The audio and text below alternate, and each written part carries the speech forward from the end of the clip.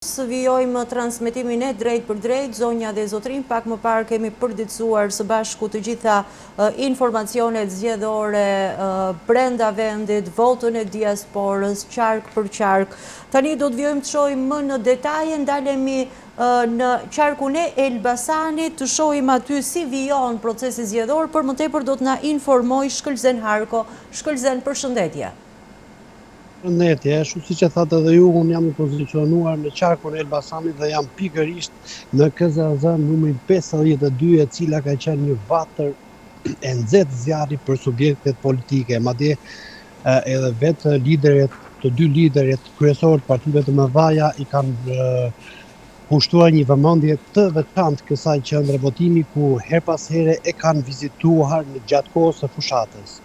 Procesi i numërimit këtu ka filluar në orën 22:00 të mbrëmjes së kaluar edhe aktualisht janë numëruar 19 qendra votimi, ku befason Partia Socialiste, edhe përse në këtë zonë ka pasur basionin e vet dhe ndiheshin pasigurt, por me rezultatet që ne kemi aktualisht në 19 qendrat e votimit, Partia Socialiste kryeson me 3370 vota, ndërsa Partia Demokratike, ose e quajtur ndryshe Aleanca për Shqipërinë Madhështore, ka marrë 1136 vota në 19 qendra votimi.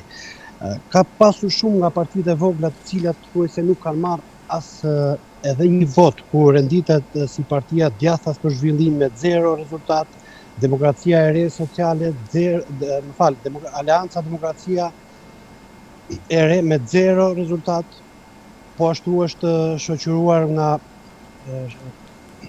Nisma Shqipëria Bëhet me 1 vot në shumë qendra votimi, ku në disa qendra s'ka marrë fare, ndërsa në 3-4 qendra ka marrë nga 1 vot.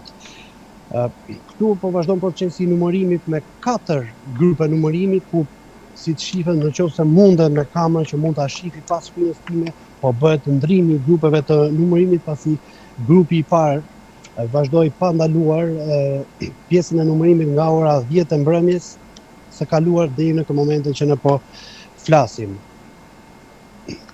Sapo të filloj procesi i numërimit dhe të dalin rezultatet e kutive të tjera, ne do t'ju njoftojmë. Do të them që në këtë qendër votimi, pas se ta mbyll, janë 48 qendra, në këtë KZZ me numër 52 janë 48 qendra votimi, dhe tani janë numëruar 19 qendra votimi.